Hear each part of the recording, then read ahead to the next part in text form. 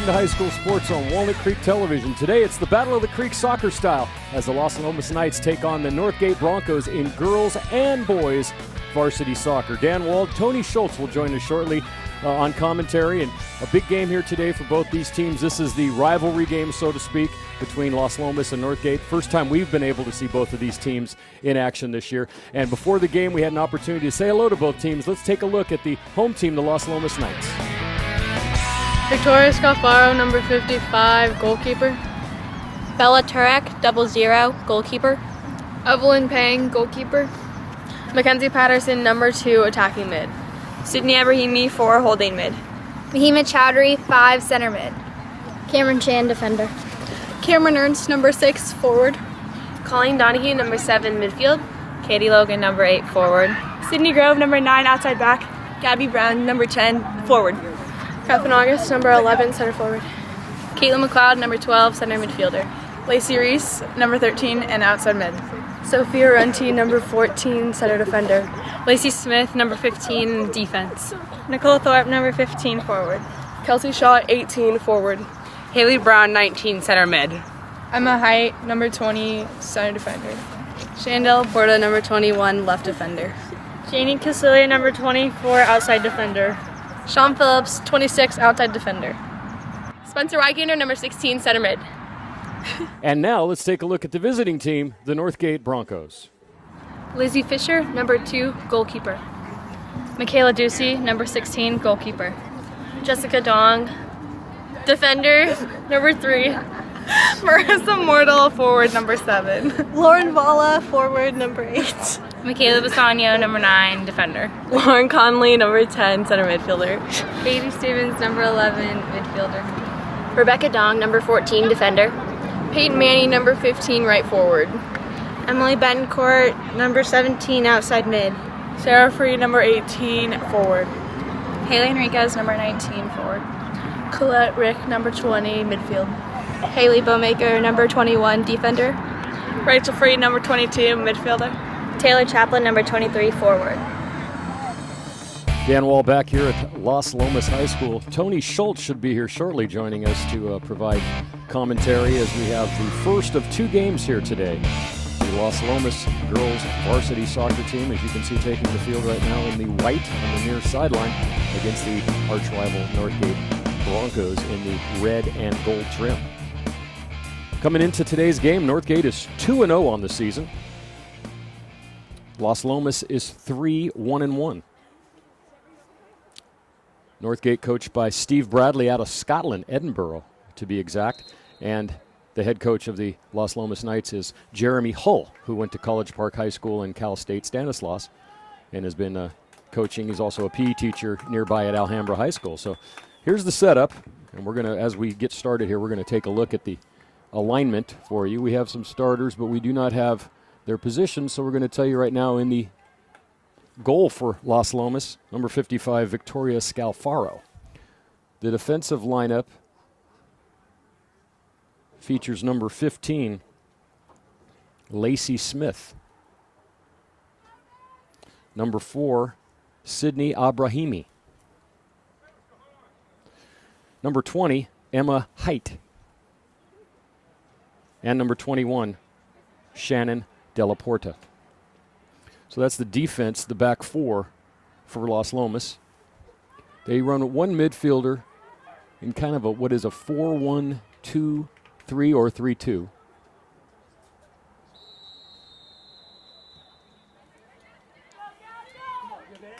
As the Night Girls have the ball, and that pass is out of bounds, and there'll be a throw-in on the near sideline.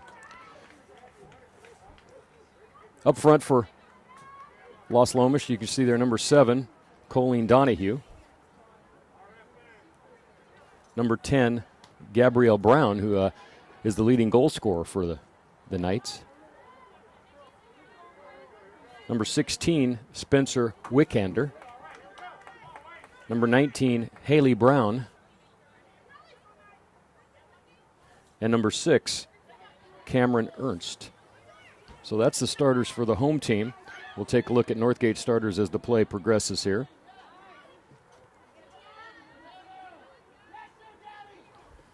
That ball's knocked out of bounds. Northgate will have a throw-in deep in their defensive end. Their goaltender is Elizabeth Fisher, wearing the gray jersey today, as Las Lomas takes back possession of the ball. That ball's deflected out of bounds. I try to get the officials at halftime. We didn't have time, but I did see the long-standing official Ken Leffel is working the far sideline today as one of the linesmen. And if Ken Leffel can do soccer, he can do anything. And believe me, folks, I've seen him just do about everything. He's been a football referee, a basketball official, softball and baseball umpire, and he's doing soccer out here. So, and he looks dapper in his blue jersey. So hello, Ken. Good to see you. He gave me a red card. There he is. There's Ken Leffel, longtime former graduate of Pittsburgh High School. I'm actually refereeing his grandson's games now to tell you how long Ken Leffel's been around and probably how long I've been around. Northgate with the ball. Let's try to get some of their back starters in for you. Number 9 with the ball on the opposite side is Michaela Bisagno. Number 3 is Jessica Dong. Her sister also starts, Rebecca. Number 21 on the back end is Haley Bromaker. And Rebecca is also a defender back there, you can see. So both the Dong sisters are on the back end for Northgate. As you can tell, one good thing about soccer is that it doesn't move as quick as basketball or perhaps football, and you can kind of take your time easing into the game. A lot of the scoring in soccer generally comes in the second half once teams have kind of tired and you figured out exactly what they're doing defensively. There's a steal at midfield and the playback. As you can see, the field might be a little slick today due to all the rains, and you can see that pass there. It was might play a little fast. All the rain that came down yesterday. This is being filmed on December the 12th, and of course yesterday was probably one of the rainiest days in the past 10 years here in the Bay Area, for those our friends watching on the internet.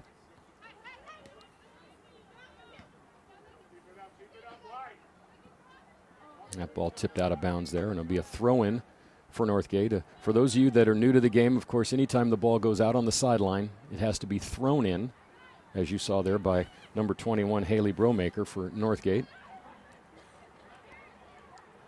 The only time on the sideline the ball is kicked in is when it goes over the goal line off the defensive team, and then, of course, you get a corner kick. Those are probably some of the more exciting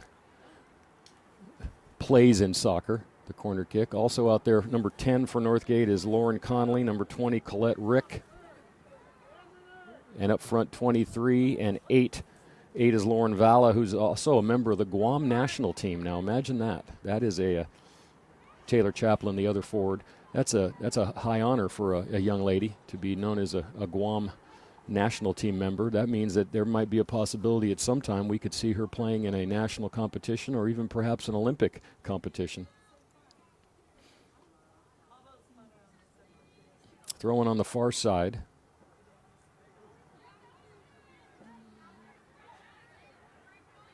And this is Northgate's farthest attack point so far into the Las Lomas territory, but a nice defensive play made there. That was number 24 who made that. Excuse me, not number 24. We'll have to pick that number out there. 24, it's number 14. Sophia Runt who made that play. She's playing in the mid-backfield. Big defensive part. And I would imagine in high school soccer there's not a lot of attacking by the defending players. One thing I did, a couple of rule changes you might want to know about in that differ from international type soccer, is here the clock runs down from 40 minutes to 0. And generally there is not a lot of injury time. If you're familiar with watching international soccer or perhaps the MLS with the local San Jose Earthquakes, you will note that the clock runs up, and when you get to the 45-minute mark and the 90-minute mark of the halves, the referee adds injury time, and that can last anywhere from a minute to usually in the range of 5 minutes, depending on what's happened during the course of play. But of course here it runs down, and the referees are discouraged unless there's a major injury from using injury time. So the games usually run in the neighborhood of 90 minutes total, 40 minutes per half and a 10-minute halftime.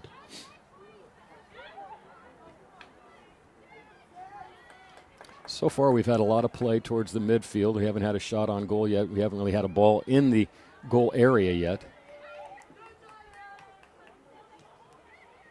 Another minor little change you might see in high school soccer that you don't see in the professional ranks, and that is that once a player appears to be concussed or has a head injury, they are forced out of the game. And in Major League Soccer or international soccer now, what they do is they put them on the sideline and have an examination, but if they can return to the game. Another very interesting rule here, that for those of you that watch soccer above the high school level, and I'm not sure how they do it in college. I've never really been privy to a college game before, but here you can freely substitute. The coach can, once the ball is stopped, in other words, a throw-in or a stoppage of play on the midfield or corner kick situation, goal situation, if you alert the official, you can freely substitute and substitute as many people as you would like. Of course, in the international soccer and pro soccer, it's 3 substitutions limited per game. So here everyone can play, and that's probably a lot better than for the girls and for high school coaches. They don't have to worry about a limited bench. You can carry a lot of people. You could even run 2 whole different teams if you preferred. Now here's a nice run after a spin move away. That's number 10, Gabrielle Brown, and the play comes in. The first touch for the Northgate tender.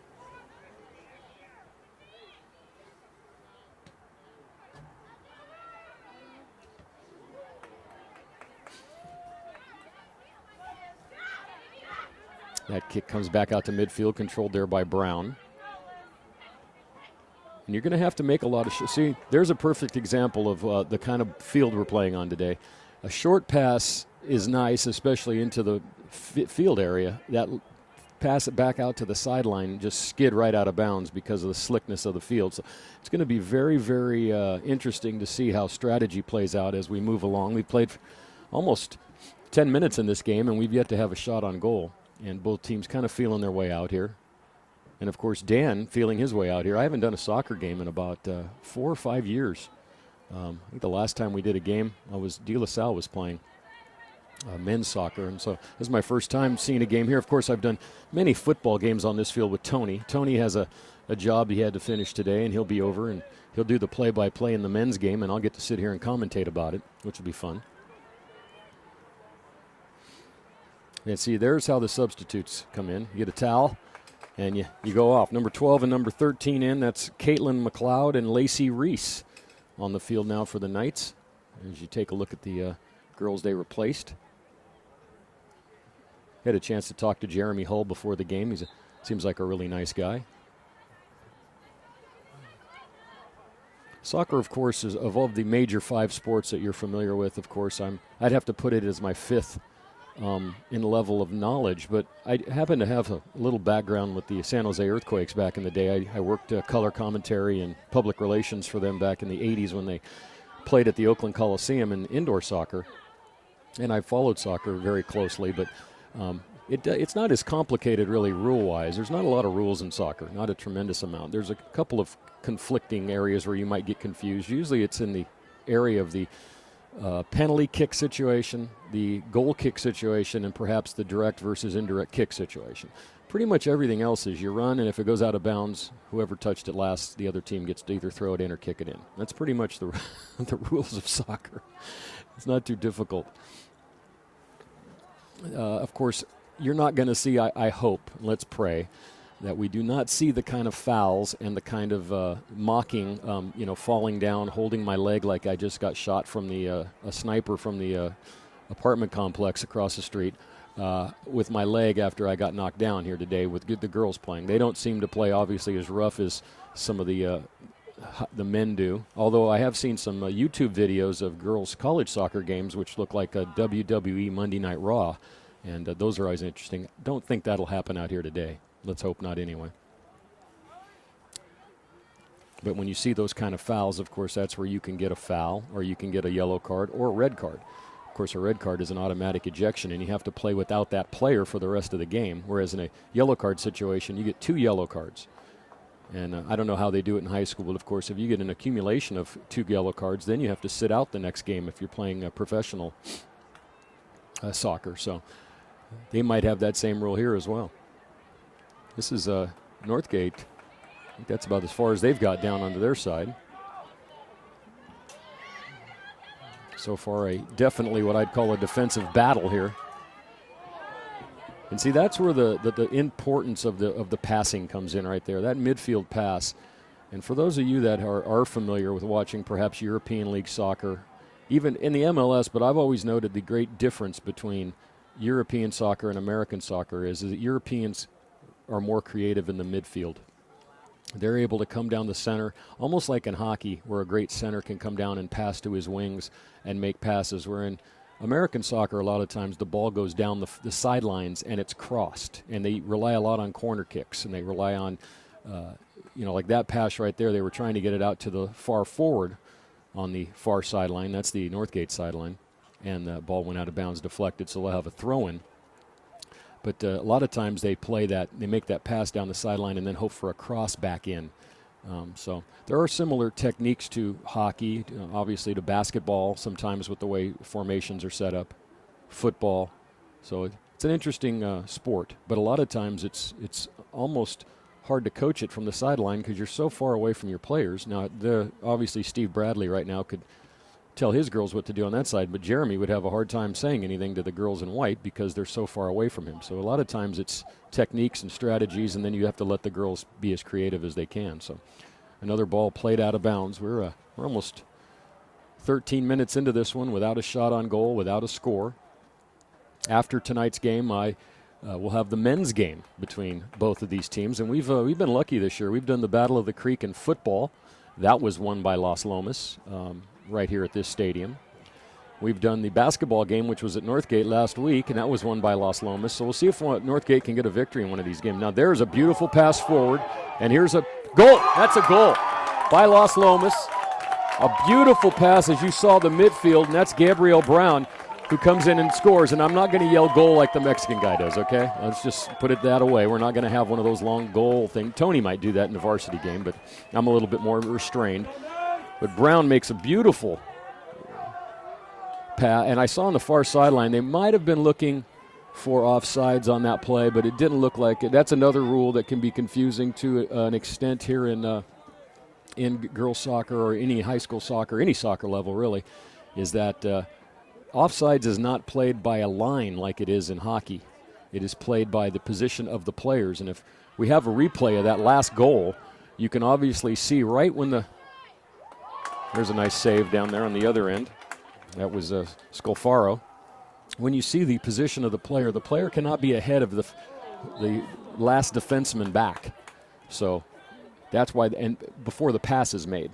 So once the pass is made, you can run in front of the far defender, but you cannot do that until the pass is and your ball is played to you. But that was a very close play, but one of the plays I'd like to see a little bit, that's the kind you want to see go through. You want to see a goal scored on a play like that. It was a great pass and a tremendous goal that time by Gabrielle Brown, who's the leading scorer, and you can see why there. She made a nice finish, putting that ball by Fisher on the right side.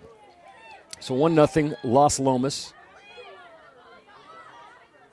And once again, as I mentioned, this is where, right here is the important part. Where is that ball played through? And then it's always the defender's job to make that play and get the ball out of there. That last time, that was a beautiful cross. And that time, maybe a little confusion on the Northgate defense because the ball was crossed. Now, that is a little bit more like what I was talking about, where you have a cross come in on that play right there. If a attacker comes across and just tips that ball, it could be an easy goal.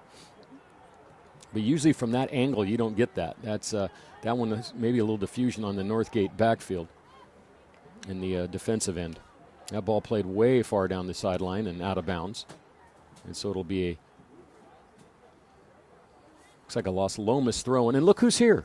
Tony Schultz shows up 20 minutes into the game.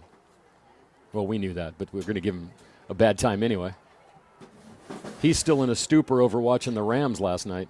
Who wouldn't be? Someone said it was 12-6. I thought it was the Cardinals and the Giants played. It was actually a better game than that, even though it was 12-6. It was actually fairly entertaining. So Tony is going to join us here for this game, and then in the next game you get to do play-by-play, and I get to sit here and watch the importance. You have to look over my shoulder at the rosters and everything here. So it's 1-0 Los Lomas on a goal by Brown on a beautiful pass.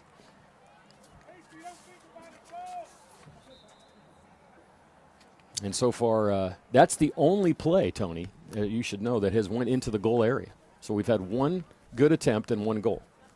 Northgate has yet to, they have one shot on goal, but really not a great scoring chance. And Los Lomas has only had one attempt, and they scored on it. So a lot of the play has been in midfield, and a lot of the play has been, as you can see right there, on a normal field. And I can almost probably tell you, too, on a natural grass field, that ball would have been playable. But the field is so slick today because of the weather that a lot of the balls are going out of bounds on the sideline.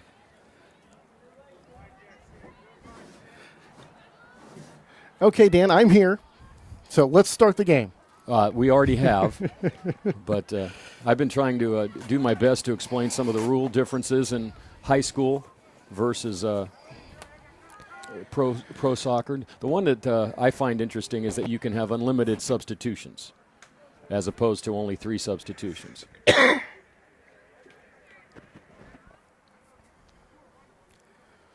Now, I was unavoidably detained, Dan, because our fans demand my time. I'm talking both of them. Was there a pregame autograph session I missed? There was, Dan. They would not let me get away. Would not let you get away. I thought I saw Matt down there signing autographs, too, with his funnel head thing on. At least the rain has held off here a little bit. Well, they said you could get a shower or two, but I don't think you're going to get the kind of consistent downpour that I stood at for an hour last night at my buddy's parking lot before the Sharks game, where I still had wet shoes this morning. Yeah, it was something else. It was, but I think the worst part's over. Although we're going to get another one next week, but we need them. So what can you say? As long as they stop for us. We see a nice clear view of this one, not being drenched in water, and already got a goal. That's a good sign. It's always already a good sign on when the you board. get a goal. Yeah, especially soccer tends to start slow. It's almost like when someone scores an early goal in soccer, you probably really made a serious breakdown, because a lot of times the goal scoring comes about in the second half. Now, Northgate has scored 5 goals in a game against Antioch this year, so they can score. But Los Lomas is 3-1-1 on their season. Yeah, and they had a big win over St. Pat St. Vincent out of Vallejo. 6-0 win over there for the Knights, so they can score them as well. And that certainly is a difference, Dan, between high school soccer and pro soccer. I mean, if you look at the MLS or the Premier Leagues, I mean, you're getting 1-0 most of the time, and in high school soccer, you're getting a lot of goals actually. As you know, Dan, some of the other areas, they play their soccer seasons, their high school seasons at different times. Had the chance to see Maria Carrillo, and they finished up in November with an NCS championship. A great program up there, winning a lot of titles. I mean, Dan, they had basketball statistics with some of their goal scorers. Just amazing, eye-popping numbers. Yeah, I would assume in Minnesota and places like that, they don't play soccer right now. No. But, North Bay, Dan's going to come out here. Like this, they play Sonoma County. They're playing in the fall. Now they're playing here in the winter. This is the first corner kick of the game as Northgate played that ball back. And like I said, Tony, the ball has been skipping right out of bounds pretty much with regularity here today so far because of this field. So this is one of those exciting plays in soccer, the corner kick. Yeah, and the one thing I've noticed with some of them, Dan, is they're not going with that sort of that high volley kick. They're kind of doing it low a lot of times. But I like to see this, see if somebody can get ahead on it. Unable to do so That there. was a nice cross, though, that time. That was Caitlin McLeod who put the ball into play. And that's about the size. Sometimes I'm always amazed on the corner kick. You'd think that that was a really good one, but I've seen professional guys kick it 50 feet over the guy's head. And you think that with all the practice they have in training that they could consistently put the ball into that goal area. Mm-hmm. And some guys do use to skip. This would actually be an interesting day to skip the ball off the ground. It would almost reflect off the ground like maybe a rock would off a river and just bounce a couple of times through and skip through because of the way. Yeah, I went down there. It's very slick, obviously, and I don't think this field will ever be dry again until February, perhaps.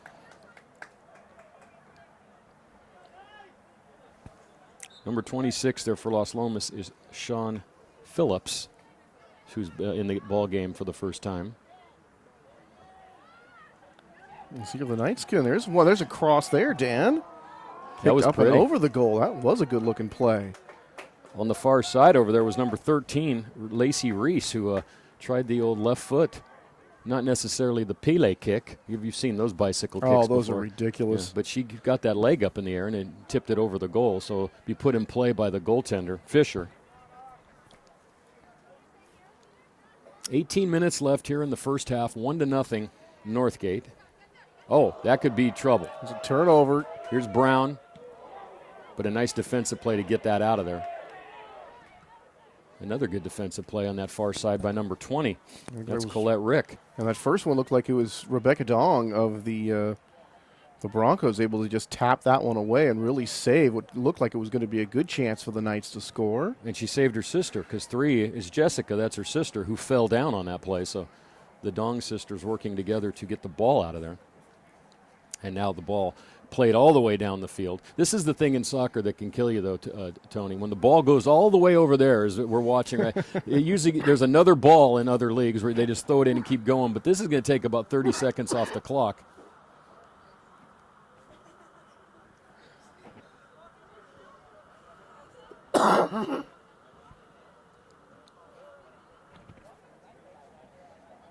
Yeah, they make the girls chase down their own soccer balls. No one's going to get the ball over there in the corner. It's kind of like softball out at the old rec complex. Yeah, it's the only ball we got, so go get it or we can't play. Oh, here's Brown with good speed, chased by Dong down the sideline and kicked out of bounds.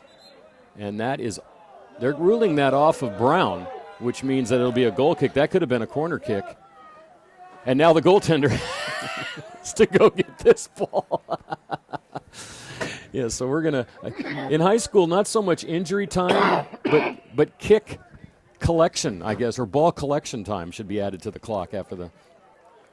Well, I think those are one of those things the referees will consider, Dan, because when they add time later on. Let's see, we got to add time for those 3 balls that went down to the locker room.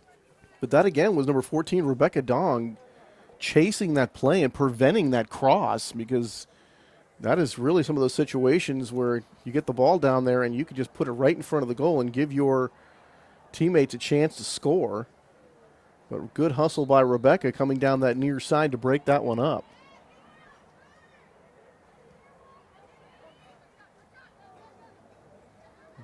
And let's see now if the Broncos can get something going the other way on offense. They haven't been able to get much by way of midfield, and I was talking about that before you came, about how the midfield area is a very tough spot a lot of times in the Americanized game. They use the sidelines a lot more, like this play right here. Yeah. They actually, on the goal, though, it was a beautiful midfield pass to Brown that led her to score the goal. But there has not been a lot of that kind of play here. So far in this game, it's been mostly kind of clogged up in the midfield, and they've been using those sidelines, and a lot of times the passes have bounced out of bounds. But we're going to have another corner kick, and McLeod's going to take it. This time, though, she's going to take it. This is where it gets interesting, where guys sometimes use a left-footed kicker if they have one on that side because the ball dips back in towards the goal. Here the ball is going to sail away from the goal, like there, and then tipped inside the box. So Northgate's going to have to play this one out, and they do, and now it'll just be a throw-in. So we'll see if McLeod can get this to a teammate, somebody get that in front of the goal. McLeod didn't start the game, but she's been a very important person since she's come in.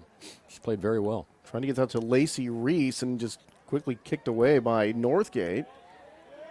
Here's a play back, but then that one's fired all the way up to almost midfield. Ladies race the other way, and there you go again, Dan. Great takeaway that time by the Knights. That was Sean Phillips, who's in the game playing on the back 4 for Los Lomas. Now you talked about it. The Broncos get the ball to your midfield right there, and there were the Knights to take it back quickly. Yeah, they've done a good job so far in that area. They've, as I mentioned, Northgate only has one shot on goal, and it was not a very dangerous play. And here we go again with ball retrieval. I thought maybe they'd have at least 2 balls. Yeah, somebody puts, they've got big bags of soccer balls on both sides of the field. I think they could get some of those in use. And here comes some players into the game here for the Knights, trying to keep those legs fresh. Katie Logan and Spencer Wickander. Wickander was a starter, and she's back in now. So the rotation done by Coach Hull to keep his troops fresh.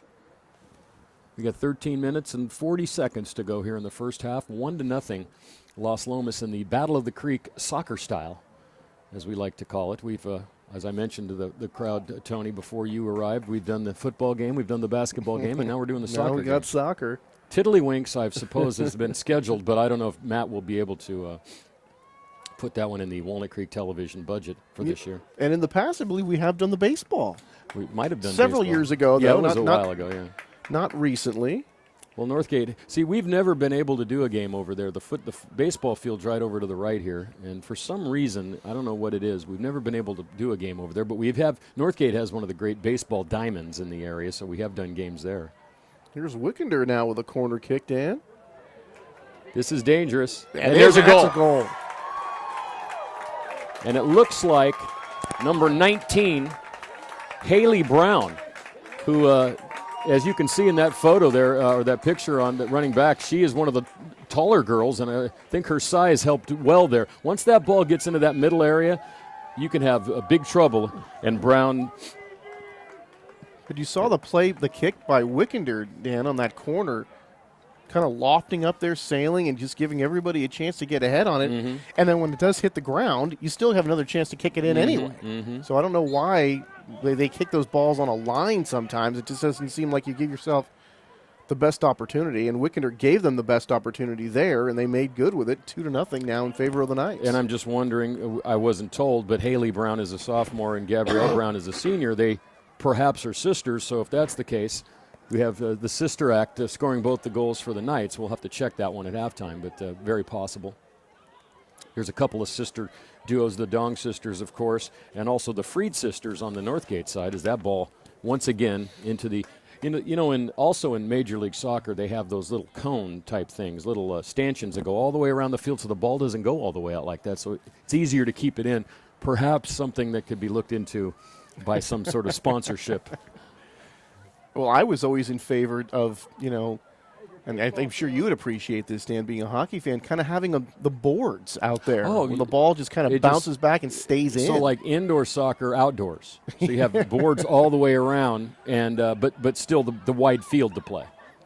Oh, absolutely, the wide field. Yeah. And I think, most people that, like soccer, Dan, let's face it, they're traditionalists. They don't want to see things change. No, they don't want to see things change. They're enamored with a 0-0 tie. So here's another nice play forward. Again, Wickander, looked like Dong was kind of keeping her at bay momentarily, and Wickander trying to get that thing turned around, but can't do it. And then knocked out of bounds by one of the Los Lomas forwards, and I think that's what he's calling down there. Actually, no, I think he's ruling it off of Northgate. Boy, that so really it'll be looked a like Los it was. Lomas. Looked like it Really, went I off. thought the Knights had kicked that That's last. what I did too, but we'll see who. Because I wonder if you kick it, do you have to run and get it if it's off of you? Because here we go, all the way back in. Now, Lizzie Fisher giving up a couple of goals so far here tonight, Dan. She didn't have much chance on either of them. I'll give her credit for that. Point blank range, but very aggressive off that goal line. A really good communicator, Dan, with her back line. The thing though is that, and it doesn't matter as much obviously in high school, but the wave is to go to a taller, almost a power forward type person in goal, and Lizzie's not that big. she's going to definitely have to stretch up there to get anything up near the top of the goal, and the wave is to go to big goaltenders. The Earthquakes have recently they released John Bush, their longtime goaltender, in favor of David Bingham, who is a taller, more agile, and younger keeper. So that's going to be part of their rebuild as they move into their new stadium this next year. We'll talk about that one later in the broadcast as well. Oh, this one's going to be off of the Knights. I think that went off of Northgate. And once again, retrieval. Can we get like a German Shepherd down on the sideline? Maybe he'd have a lot of fun running after the ball. Another substitution. Mackenzie Patterson in for the first time. And see, I'm seeing some good work from Rebecca Dong down there, using her speed to help thwart some of these Knights' efforts so far. Dan, the center defender. We've seen her great speed. And we've seen her ability, Dan, to close down on players very quickly. And that kind of came into play a couple of different times here on the near side where the Knights started to get something going. But unfortunately for the Broncos, they just have not been able to translate that into offense on the other side. I mean, since I've got here, which wasn't very long ago, but the ball's been played on the offensive side for the Knights practically the entire time. And here the Broncos have a chance here, Dan. Let's see if they can get a shot on goal and quickly pooch back out. Yeah, I'd say it's probably 70-30 possession on the midfield side so far for Los Lomas in this game. And then, sometimes, Dan, it doesn't mean anything. Somebody can just all of a sudden get the goal, and here we go. Racing down the field. Catherine August trying to center it. Oh, nice save that time as it was played back. Boy, Fisher played that really nicely, Dan. You talk about her being aggressive off the line. She was that time. It looked like she was going to get burned, able to recover nicely and make the save. That was a dangerous situation. And you can see that was played ahead basically to see if our speed could outrun your speed, and August did run that ball down. I was trying to explain to him earlier the offside rule. Some people still get confused with the offside rule. I think a lot of people that play the game and referee the game get confused with the offside rule. Not tonight, but our good friend Ken Leffels over there. You can see him in the picture right there, Tony.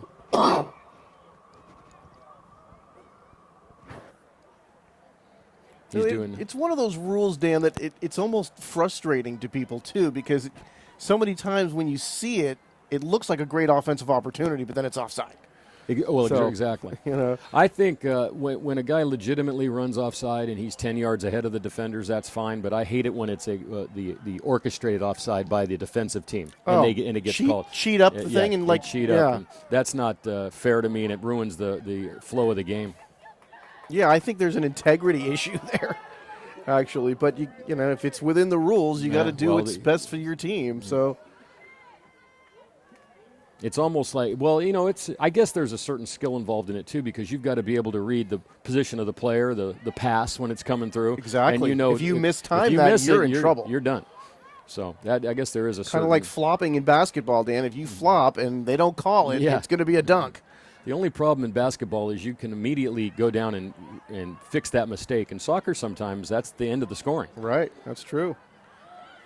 So once again, a lot of midfield play going on here. And Los Lomas has been able to control the ball and make the better passes in the midfield. There was some pretty footwork there by number 2, Mackenzie Patterson, going behind her back to try to get that ball free for momentarily. And over the years, Dan, I've certainly seen the level of girls soccer, the footwork and the dribbling particularly. Some of the strength in the leg and the kicking still that hasn't really made that big jump yet. But the dribbling ability and the footwork ability, that has really come a long way. Well, let's face it, Tony, 2 or 3 of the greatest U.S. soccer games played in the last 15 years were women's games. Yes. Obviously, the game at the Rose Bowl when they won the World Cup in '99 and the Olympic game this year against Canada was probably one of the best soccer games I've ever seen. Yeah, there was the one, I think, against the Chinese here this past time down. That was a fantastic game. I think it was like 4-3 with a lot of shots on goal. Very exciting game. You can see once again, though, that slick field, you really have to be able to go run the ball down. That time, that's a good play on the far side defensively. Haley Bowmaker, number 21, able to chase that down, Dan, and thwart that opportunity. The whole point over there, Tony, is you don't want to give up a corner kick because then you give up an offensive opportunity. Here, you're just giving in a throw-in, so you've got to be back on defense, obviously, but it's not as dangerous. So we got under 5 minutes to go here in the first half. 2-0 Los Lomas. Yeah, looking at the Knights log, they had that St. Mary's tie, Dan, 1-1. And they routed the Red Devils at Mount Diablo 8-0. Scored 3 in a shutout win at Concord. And their last time out, they were bested by the Lady Dons 4-1. Here's another chance. And another goal. Katie Logan. Yep, number 8. Number 8. 3-0. You can see that was just a misplay inside the box, and Katie Logan able to finish. So it's 3-0 Los Lomas, and so far it's going to be a tough road for Northgate now with a 3-goal deficit. 3-0 in soccer is kind of like 40-0 in football. But one thing about it is if you get your attack going and you can get some chances, you always have that chance. You got 40 minutes still to go. You know what you have in front of you, at least you could, if you're Steve Bradley, you know what, you got to score 3 goals and you got to come out and attack. So that might lead to some alignment changes on his front line, trying to go to a more attacking type of offense. Yeah, I think that's a situation that you're going to have to do it. There's no reason to play a defensive game now down by 3 goals. I mean, you'd hate to give up any more, Dan, but obviously you can't. You don't have a chance to win if you can't put the ball on the goal a few times here the rest of the way. But, they did beat Antioch 5-0, Dan, did Northgate, and after losing the opener at Camp Alindo 2-0. Yeah, I think I mentioned they were 2-0. They're actually 1-1. Yeah, Northgate's 1-1, and they haven't played a league game yet. They will be at College Park and from Pleasant Hill, Dan. That'll be the 15th. That's when the league games start for the DVAL already. The so 15th DFAL of this month or next games. month? It'll be December 15th. They start the league that early? They start the league. Wow. And a couple of interesting games to mention for Northgate. They'll be at Berean Christian on January the 19th, and they'll finish the season with Berean on February the 12th. So more battles of the creek there. Not our traditional battle of the creek, but we do have another Walnut Creek school. And here's a chance now for the Broncos. That was about the best chance they've had, as there was a mishap at midfield, and the ball bounced back into their zone, but kicked away and played out nicely by the Los Lomas defense. You can see number 16 there, Spencer Wickender. She's a tough little cookie. Yeah. She's not going to be worked off the ball very easily. No, and she's got good footwork, Dan. You saw her spin the ball backwards to herself. The only problem is there was 2 defenders right in her hip pocket. Played out, we'll see what that, it's a goal kick, so it was played off of the Northgate player. We're down to 2 minutes to go. Nice night out here, Tony. A little milder than I might have thought, even for December 12th. Not bad after yesterday. I don't know, but on my way over, I saw an ark and a couple of giraffe getting on. So it seems like everywhere I go, there's a brand new lake that has just sprung up. Yes, there were many lakes created yesterday. I guess one thing, not that I've heard, but it doesn't sound like anyone, there were major casualties yesterday. It was mostly trees falling and some flooding, but I don't think, other than maybe in an auto accident perhaps, but it doesn't sound like anyone didn't sound like anybody got washed away, not too much damage, no loss of life. And I did see some God knuckleheads playing in a creek, though, in their rafts, and they were being talked down by the police to get out of the creek, the new creek outside their house. The tide's coming in. It's going to take you out to sea. Yeah, you're going to be out careful. The Golden Gate Bridge is in your future. So this is the first corner kick for Northgate. And there's that one on the line here, Dan. They get another chance. Yep, and then played out nicely that time.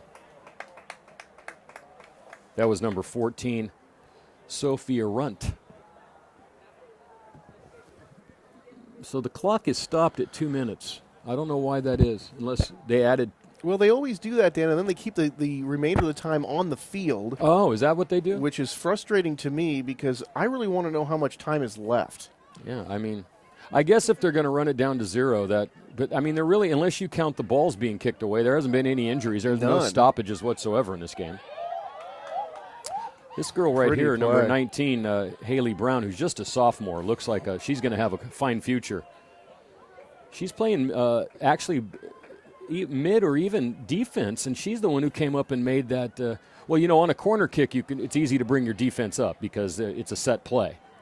That was something that the Earthquakes were so good at back when they won the President's Cup 2 years ago, and something kind of disappeared from their game this year. Well, actually, scoring disappeared from their game this year. So,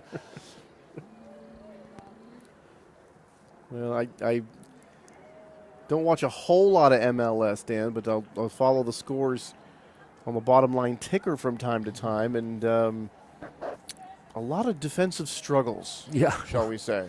well, you know what was sad was back in the in that year when they won the President's Cup, they obviously lost in the playoffs, but they were so much fun to watch, and they would be down 2-1 in injury time with 14 seconds left, and they'd score a goal. They'd tie a game. They'd win a game. They were so much fun to watch, and it went away from their game for some reason. I'd like to talk to you about that in the second half, as now it's halftime here, but that's something we can talk about is the play and the building of teams and the way things kind of go away, especially in the MLS, because you lose your players to World Cup games and to international competition. And also the way soccer is building up right now. Yeah. Soccer is on the ascent. Let's talk a little bit about that in the next half, and also in the men's game. It's 3-0 Los Lomas on goals by Brown, and Logan, and we'll be back with the second half of action after this.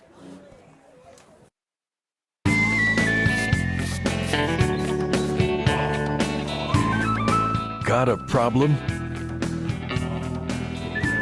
A discarded cigarette is a big problem. Cigarette butts are toxic and don't biodegrade. They travel in storm drains to end up harming our water supply and poisoning wildlife. But running this problem out of town is easy.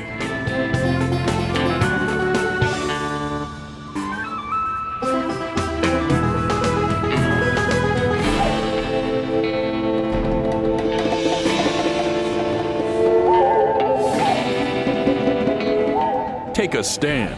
Put cigarette butts where they belong.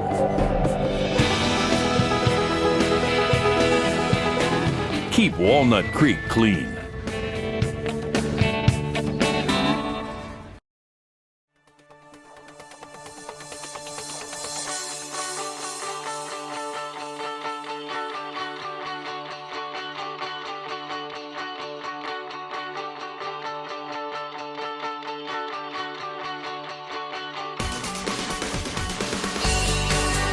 Parking made easy and convenient. You're good to go.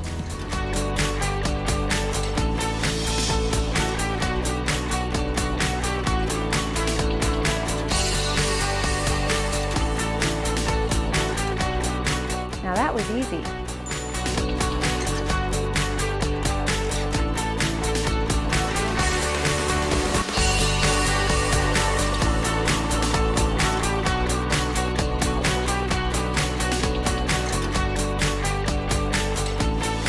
Hi, welcome to Inside Center Rep.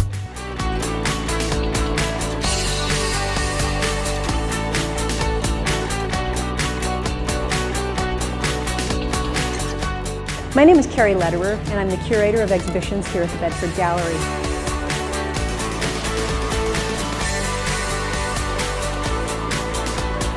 Hi there, welcome to Get Lit.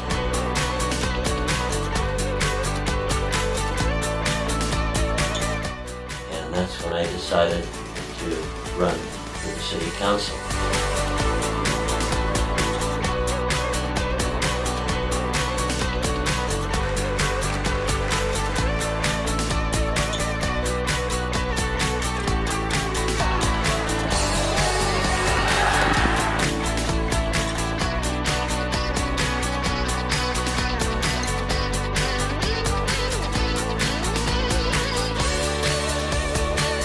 So exciting.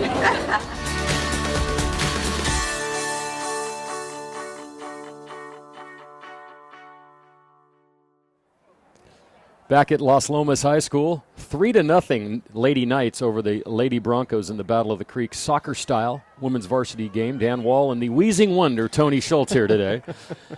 Thanks that Tony finally got here after his day job ended, and we were able to bring you both these games tonight. And even though I've been under the weather, Dan, I did not call in sick.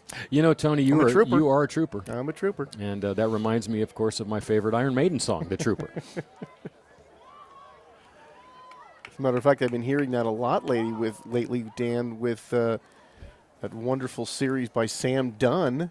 I'm sure you've seen that, the Metal Evolution? Yes, I have on VH1 Classic. And yes, Tony, that's one thing most people know us for, sports and music. And that's probably my favorite two things, your favorite two things, and Matt's favorite two things. So most people like sports and music, that's for sure. Most of the other things I like I can't talk about on a family network, so we'll have to move on past that. We'll let that one go. We'll let that go. I think not that it looks like Northgate has a new goaltender in, and we're going to have to see if I can pull a number because they're wearing their alternate. Yeah, see, she's wearing something over her jersey, so we're just going to have to call her goalkeeper number 2. And I was actually not able to get in touch with Coach Hall over this week. I'm sure he's very busy, but I was hoping to speak with him. And that's one thing I've learned to ask, Dan. If you make a change in goal, who's it going to be? We might have to go down and do a little reconnaissance work before the men's varsity game because, admittedly, it is rough. I have backups for the men. Oh, good. Got backups for the men. So we'll they told me explicitly, Dan, if there is a change, here's who it's going to be. Now, see, but one thing I have to say, and I think that's the problem of the actual rules, I think you should have to have a number. It would certainly help us. It would help everyone. What if your mom's out there, or your uncle comes in you'd like to be able to tell? There's Caitlin. Well, and when these games aren't on TV all that much, when they are, you want to hear the players' names. Well, right? The other thing that's kind of weird too is usually the goaltender has a low number, and their lowest number other than 2, which was Lizzie Fisher, the first goaltender, was number 3, Jessica Dong, and no one else has a number below 10 that hasn't started on the field. So it's not like you can go, number 1 is the backup, because they don't have a number 1. So we'll just call her goalie number 2. But, Dan, there's not too many times where in any sport where we get a roster that's perfect, and here we go. Good shot down there. Can they chase it down before it goes across the end line? No.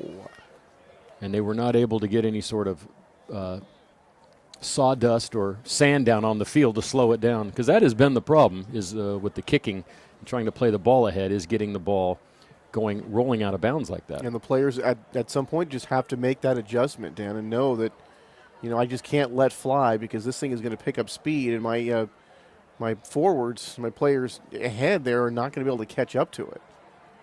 Let's see if Northgate can get something going. And very quiet night on the Bronco offensive side as they trail it by 3. Yeah, they only have maybe 1, perhaps 2 shots on goal. And, there's one thing about now in hockey, shots on goal means a shot that would have went in, would have went in. So even if it hits the post, it's not a shot. Now in soccer, they have 2 stats, shots and shots on goal. So you can have 50 shots and only have 3 shots on goal because they all go wide or wouldn't have necessarily went in. And you can see that they have a pretty good, they're doing a pretty, oh, by the way, I did find out, let me recap the scoring. Brown, that was Gabrielle Brown from Donahue, the first goal for Los Lomas. Number 19, Haley Brown. They are not sisters, even though they look alike and they have the same name. And that was from Wickander. And that is a fairly popular surname. It is, Brown. Yes. And Logan, the third goal from Wickander. So Wickander has 2 assists tonight in the game, thanks to the Los Lomas stats crew for providing that for us. Because I tell you, that's one of the hard things to watch. Unless you got 2 guys and you can follow them, it's hard to pick up that assist. It's a little easier to pick up the goal score as that ball's played through to the goalkeeper. Yeah, so far in goal, the Knights have not really been challenged there. I think she was busier today in math class than she's been in the goal, but Northgate's going to try to turn that around here in the second half. And, sometimes, Dan, you see situations in soccer where the offense will be real, like any sport, where the offense will be real quiet, and then all of a sudden there'll be a semi-eruption where all of a sudden they'll score a couple. So we've seen that a lot, and especially we see that in the lower levels of soccer, where you do see more goals bunched together. Well, I think you see more accidents, perhaps, on the defense than you would as you move up a level. I told you about that Maria Carrillo game that I had a chance to do. Where is Maria Carrillo? In Santa Rosa? That is in Santa Rosa, Sonoma County, and the Pumas have put together just, there was one of the dominant programs up there, Dan, winning NCS championships and consecutive game streak. Is this the men and women, or the women? Just this the is women? The women. The men again play at a different time of year. Oh, okay. So. But are the men playing now? They are. Oh, okay. Actually, not up there. No, here now the men are playing. So soccer's one of those things, Dan, where not only is you have the club sports and things like that in high school, as I said, they play at different times of year. Soccer just never ends. Oh, yeah. It's like baseball now. In basketball, really, sports nowadays has changed so much from when I was in school, and probably even from when you were in school, because when we played per season. The football players played, and then you played basketball once football was over. Then you played baseball. Then you played baseball in the summer, and then you stopped and you started playing football again. Nowadays, there's probably, if it wasn't raining, there would be a baseball tournament somewhere this weekend in December.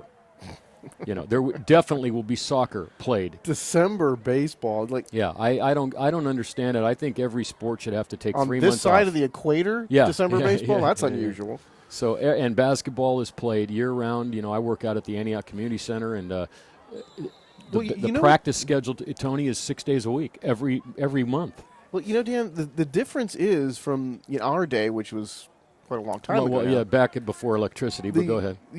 It's the specialization. Yeah. It's everybody wants to get that, and they need to get that college scholarship if you want to send your kid to college, Dan, but it's a situation where we played a lot more different sports in the old days. Now, everybody seems to be geared toward one sport. By the time you're done with, by the time you're in junior high, it's almost as like, okay, this is the one you're going to play, which I think, Dan, is kind of a shame, really. Well, I think that you should probably be available for two. I played baseball and I played basketball. Those are my two sports, and I enjoyed playing baseball usually from around the end of February to August or so, and then you had a couple months off, and then you started basketball practice around the 1st of November. Now they're playing on the 1st of November. But didn't your arm need a switch? Well, I think if you're going to be Oh, here we go. Oh, that was almost misplayed that time on a long free kick from about the 35-yard line on the football field. How unusual would that have been, scoring from that kind of distance? Yeah, I was talking to a parent the other day about that, and really in baseball, if unless they're really that good in monitoring it, because you definitely, if you have a kid playing year round, he can't pitch year round. There's no way. He's 6 months he's going to have to be the shortstop or something, and then he pitches for a certain amount of time. But you can't throw a kid that much.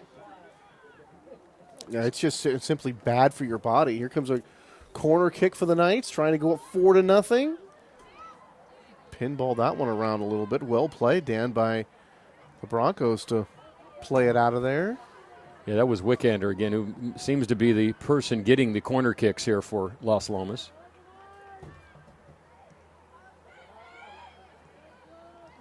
This is the area that Northgate has not been able to exploit very much.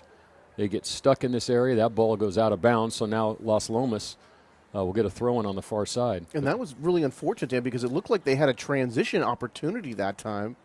They kind of slowed up as they got past midfield and then almost let the Knights kind of set up their defense to thwart that opportunity, because that looked like if they were going to press the issue that time, not that they would have had numbers, Dan, but the field's much more open if you kind of keep going at that point. Another ball far sideline, but it, again, rolls out of bounds. They're calling that a deflection, though, off of a Northgate player, and they might get another corner kick off of this. It looks like they are.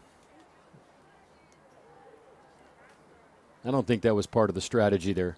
There's the baseball field, Tony, that we've never been able to broadcast a game from for some reason. Yeah, that's true. Never have done a baseball game in Las Lomas, huh? Matt says it's because of the backstop. It's he calls it the dome. I can hear him down on the camera down there. Well, it's the it does look more like a softball backstop than it does a baseball backstop. Must be hard to see back there. Kicked out of bounds there. Number 20 looks like she's hurting right there. Emma Height kind of pulled up a little lame, was holding her back as she kicked that ball out of bounds.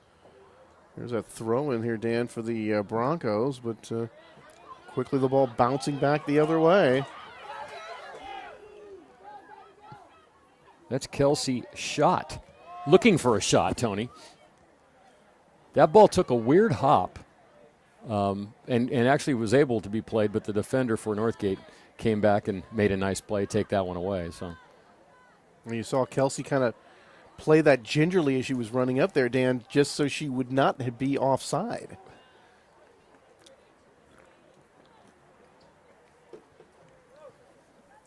But again, Dan, talking about some of that specialization, I think that, especially when you're younger, Dan, it just seems to me that you should be playing more sports because, as we know, you get older, the opportunities to play just aren't there as much, especially as you enter into adulthood. When I was growing up, soccer was hardly on the radar where I grew up. I mean, it was not, I don't even think it certainly wasn't a high school sport back in those days. And I think that evolved a lot more in the 80s. Soccer started to come into play for the youth at that time. And, and really just in the last 10 to 15 years, has it become a really popular high school sport, especially on the other side of the hill. Over here, it was always kind of part of the landscape. But, like I said, in Antioch, it was, the sports that you don't hear a lot about now that you heard about like then is like wrestling. Amateur wrestling was huge in Antioch and Brentwood, and you don't hear a lot about that as much as you used to. You hear more about soccer, about lacrosse, and some of the sports that have taken over. But you still have your main three, baseball, football, and basketball, of course, because football and basketball, of course, are your big revenue makers. That's where you make your money. Yeah, even high school baseball, Dan, still, as far as attendance and things like that, is kind of a fringe. That was a nice ball played through that time by Wickander. And this ball knocked out of bounds. That was Michaela Bisano. They're playing that one out of bounds for the Broncos, Dan. I guess it looked like a good chance for the night, but Michaela was able to cut that one off and at least give her defense a chance to reset here on this throw-in. You can see they did substitute for Height, who is still holding her back. Maybe she twisted around when she tried to make that play. Yeah, I think she banged into one of the Bronco players, too, as this ball goes behind the goal. And will be a ball retrieval today, Tony, is the big word. There's a ball way over there and a ball way over there. And they're finally coming back, and Wickander's going to take another corner, this time from the near sideline, where she'll use her right foot. And like I said, this is the harder one, this ball typically bends away from the goal as opposed to going into the goal where you can use a direct kind of header. This is where you need that backside attacker to come in and sweep it. They had a chance there, but now this one goes all the way across the field. One of the ladies was cutting across the face of that goal, Dan, and just missed the header that time, or that would have been another really good chance for Los Lomas. We've got 27 minutes to go in this one.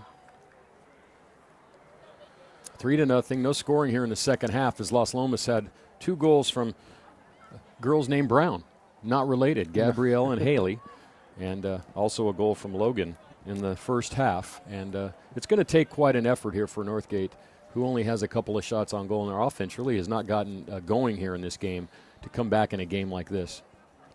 No, it's been pretty limited here for them, and the Knights' defense has been very good, and really the Knights' offense has kept the offense away from the Broncos. Oh, nice play that time on the far end. Broncos able to play it out of there, Dan, and the Knights can keep this one in and give themselves another chance. That was Gabrielle Brown who made all the nice moves, but ultimately lost the ball, and now Northgate has it up at midfield. And you talk about the popularity of soccer. Dan, when I was just out of Little League and getting into Babe Ruth, my mom was a team mother and very involved in the sports that we played and such. And at that point, Dan, I remember her telling me that youth soccer at that point had overtaken Little League baseball.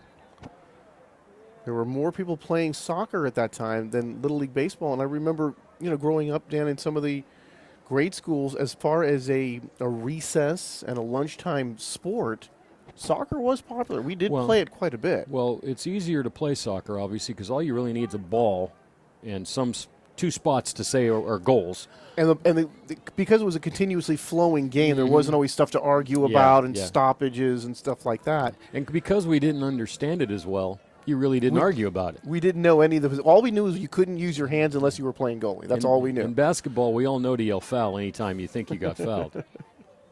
But no, you're right. I did play soccer in YMCA a couple years, but it was not big, and it really certainly has become much bigger. It's a, and one thing about it, you got to be in good shape to play it. You can forget not conditioning yourself to play soccer, because to run up and down the field 100 yards, and this game hasn't been played necessarily at that pace, but you ever watch some of the professionals play, and guys run probably 3 or 4 miles in a game at full speed. They have to be in unbelievable shape. And then there's also that kind of jog. You kind of flow one way, you flow the other one, then sprint.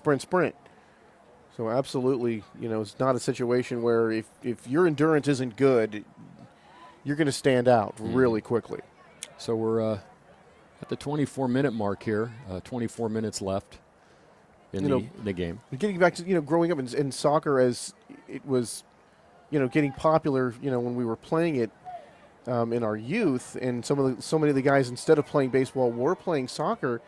The one interesting thing about it, though, Dan, even though we had, Pele and the North American Soccer League and things like that had been going on in the 70s, soccer was popular to play, but not popular to watch as far as watching pro teams.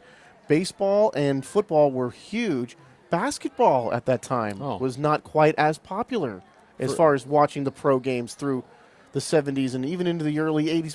But the Magic and Bird era changed that, of course. Well, but obviously every sport has benefited by cable television. But you're right. Baseball still, there was a game of the week every Saturday, and I watched it every Saturday, no matter who played. And wasn't of course, Gargiola and Tony Kubek on the call there? You got it. And then, of course, the Giants back in those days with the A's, their road games were televised, and most of the football games were on. But basketball, even in the 80s, people that are out there listening to this might be shocked to know that tape delay That's playoff games in April, which nowadays would be unheard of. Blasphemous. Yeah, and hockey, forget it. You didn't even see a hockey game on TV until around 85, 86. And you can help me with this, Dan. There was that Rockets-Lakers playoff series when I think it was Ralph Sampson who threw one in at the buzzer to beat the Lakers in the conference finals one year. That was on tape delay, and if I'm not mistaken, Dan, that was 1986. Oh, yeah, you're talking into the 80s. The NBA was not on. They were tape delay except for the finals. But nowadays, everything is on. Virtually every game is on, no matter when it's played.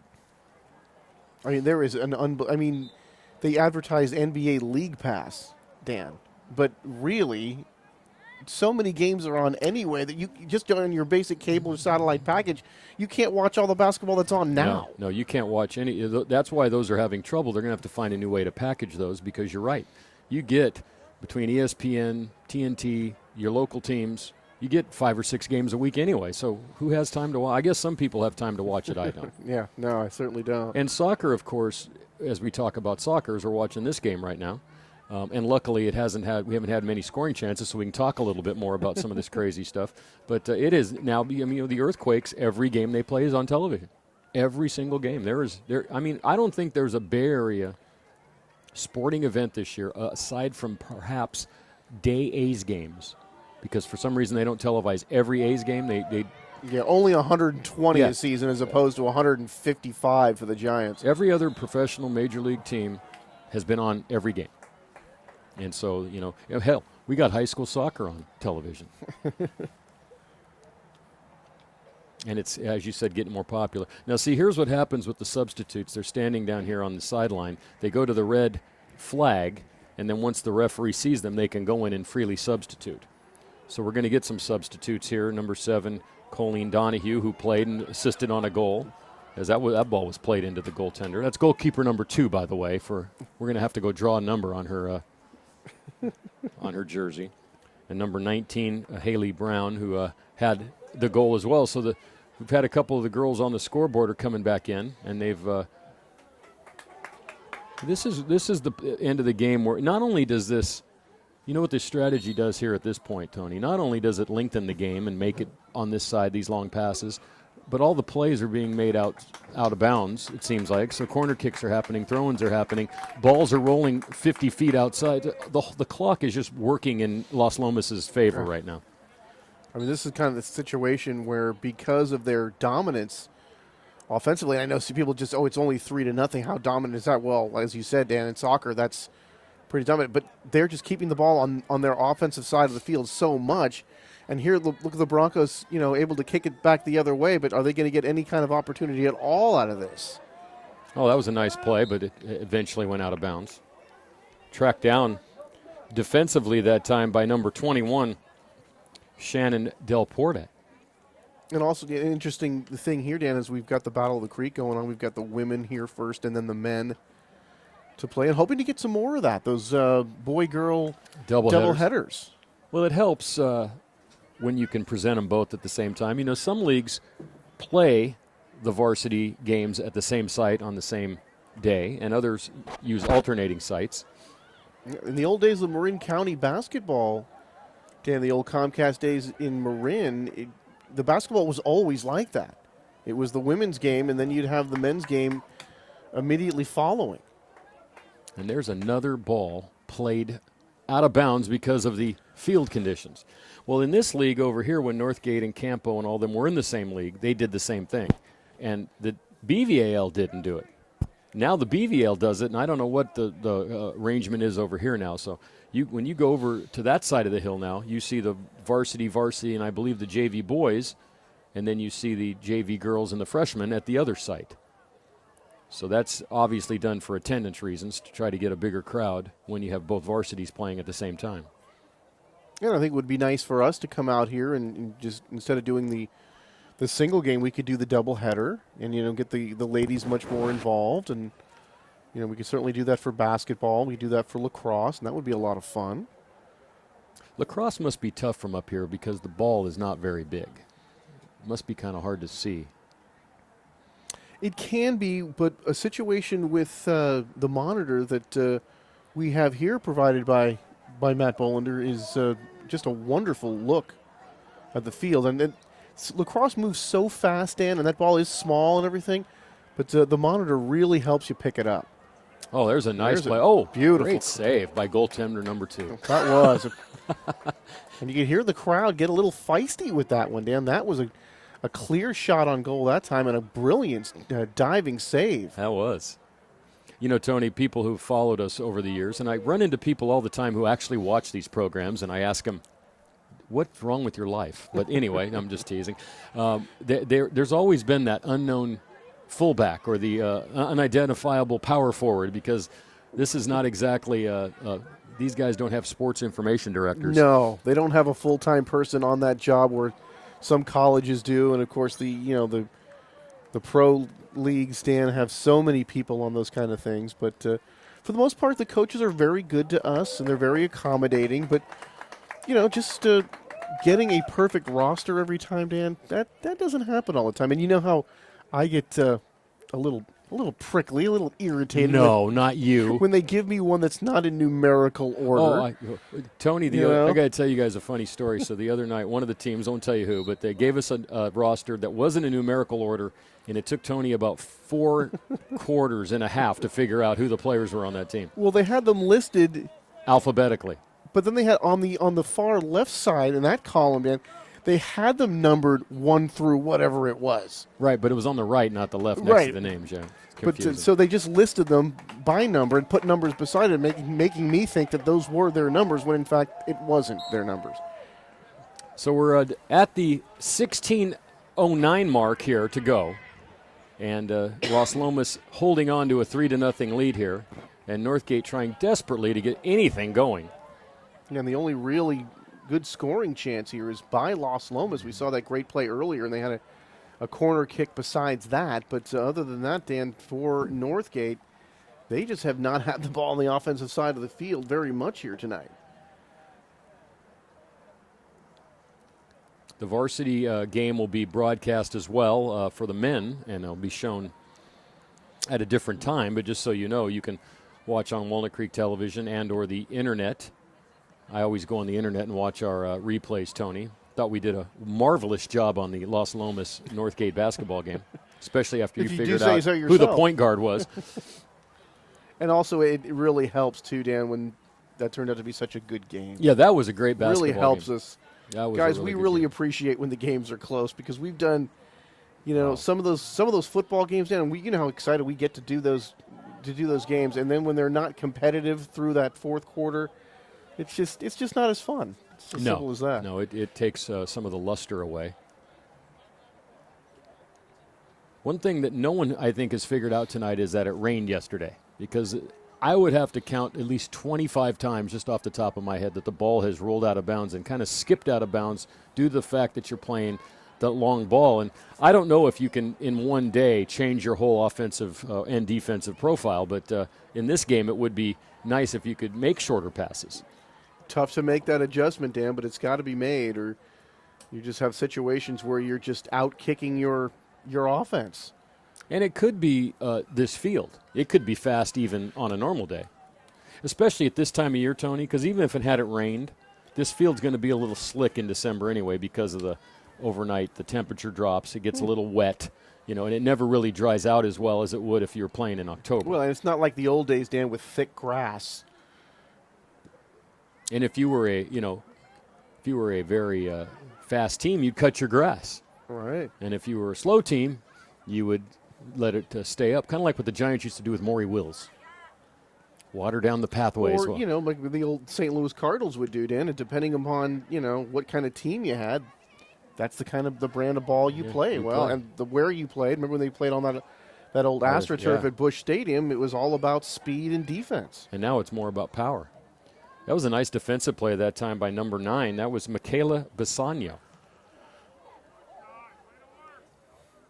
A couple more substitutions here coming up momentarily for the Knights. Mackenzie Patterson going to get set to check back in, Dan. I'm going to let you see if you can pronounce the other name, Tony. Oh, this one's going to be tough. Mahima Shadari. Shadari. Very good, Tony. Yeah. Very good. Yeah, we've had to learn some of the remember there was a couple years ago, Ignacio Valley football. They had a bunch of 10 or 15 Samoa guys with at least 8 syllables in their last name. But, ladies and gentlemen, Dan Wall has always been so good at that. But you have a lot of practice, Dan, watching a lot of hockey with those Eastern European players. The Eastern European names with all those consonants are those are way tougher. At least with some of these other names, a lot of players from, say, Latin America or whatever, at least they have vowels. Well, remember, we had a name not too long ago, one of our games, where it literally was not even close to the spelling. Yeah. It was you just can't make up your name.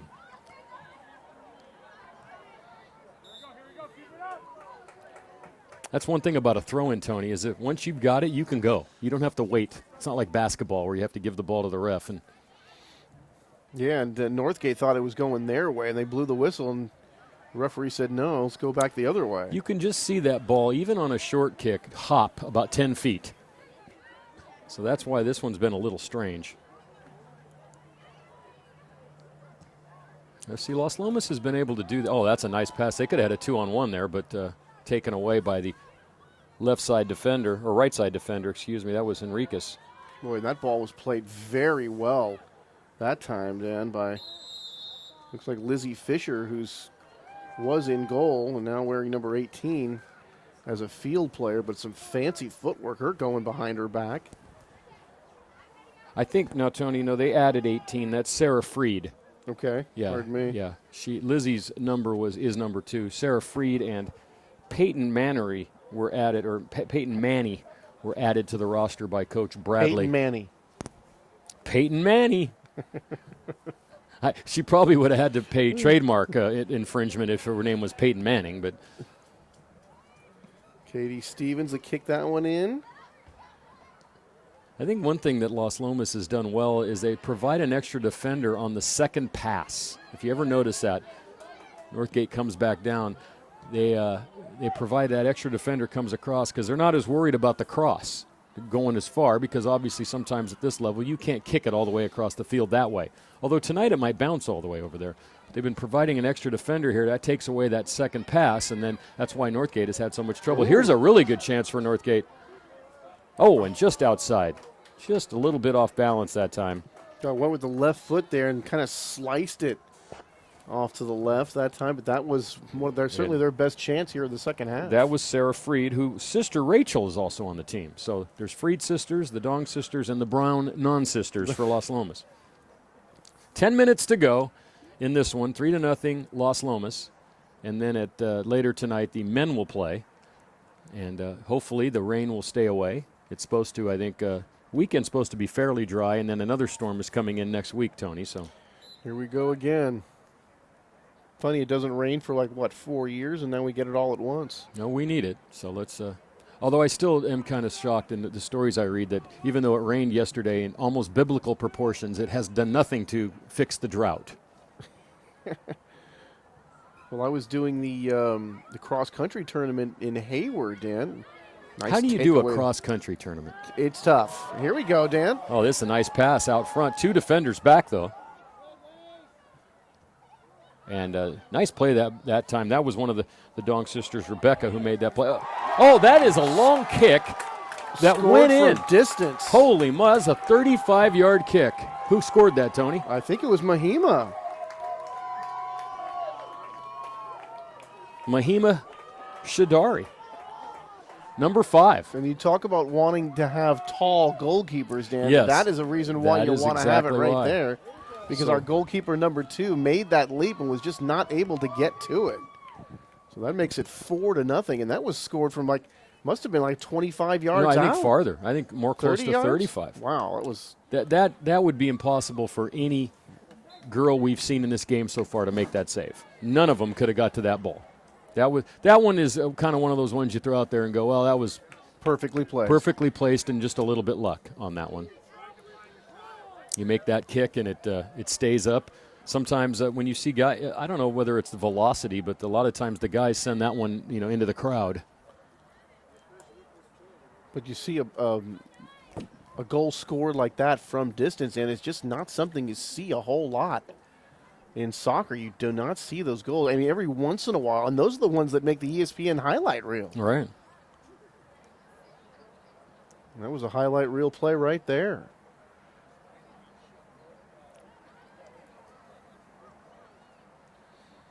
Now, with this game thoroughly dominated by Las Lomas, and boy, it's just not your night when you're giving up goals from 30, 35 yards away.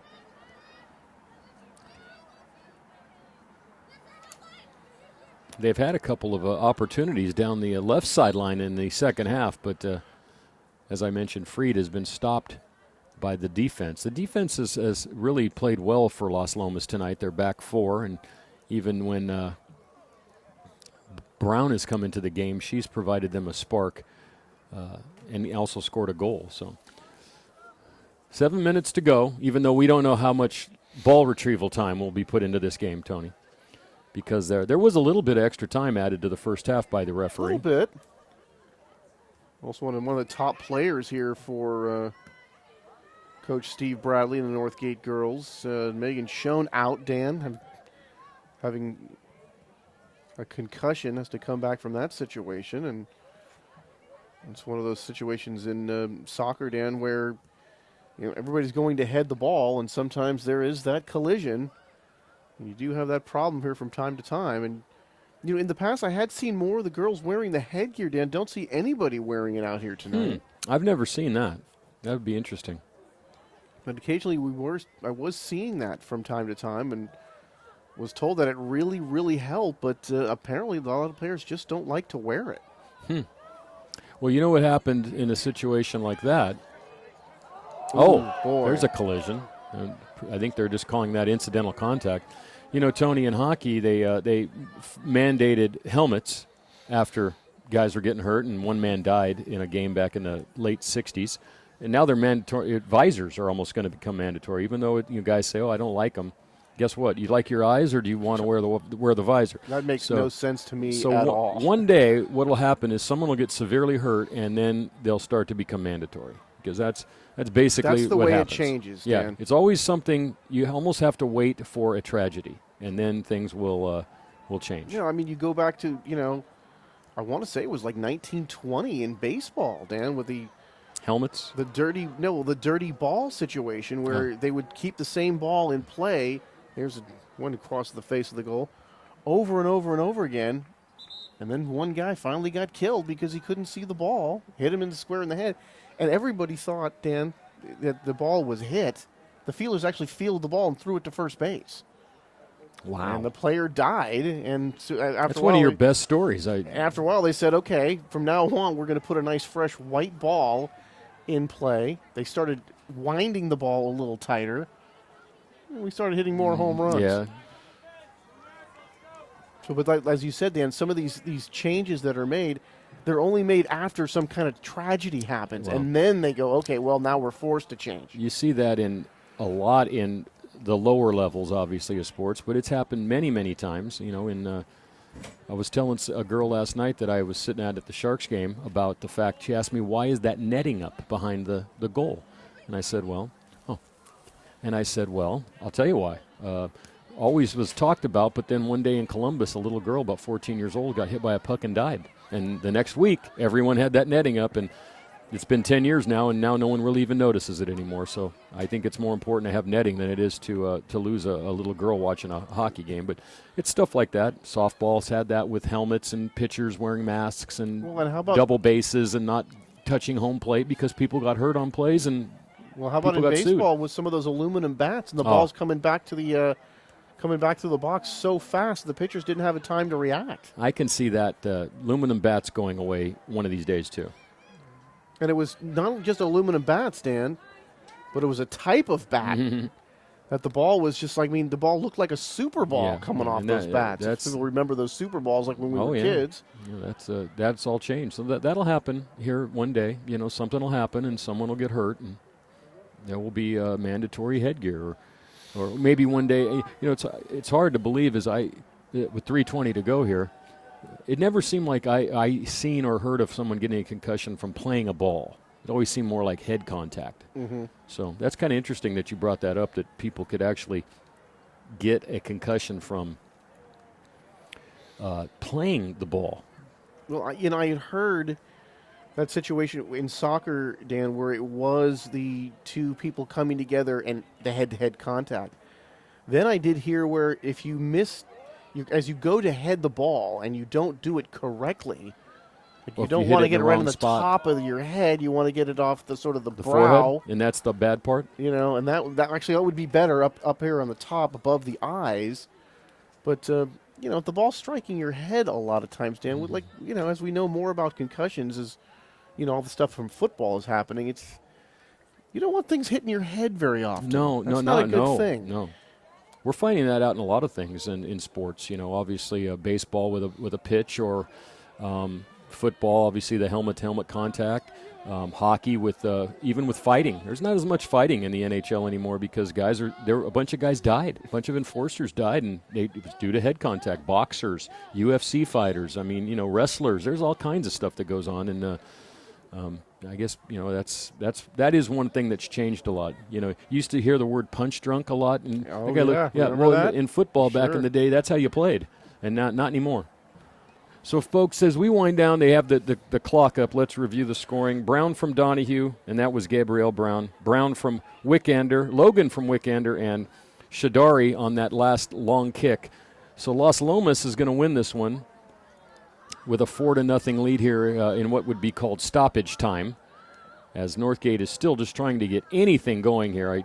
I hate to see the stats. Not that Las Lomas has had a tremendous amount of shots, Tony, but they've scored on almost all their great opportunities, and that's all you have to do here. And looking ahead, Dan, for Las Lomas, tomorrow night they're going to take on Richmond. They're going to get Campo here coming up, and then they'll play Berean Christian on the 20th, another Battle of the Creek. And talked about Northgate, Dan, they get College Park here coming up on the 15th. That's their first league game. And we talked about those two Berean Christian games that they'll play. So the DFAL a little bit ahead of the DVAL, Dan. Acalanes, Alhambra already off to 4-0 starts. 1-0 in league. Campo also 1-0 in league. But even Los Lomas, Dan, they've played 5 games already, coming in at 3-1-1. Yeah, they'll go to 4-1-1, and they look like the makings of perhaps a North Coast section playoff team. Although they do play in a tough division with Miramani, Acalanes, and Campolindo all in their division.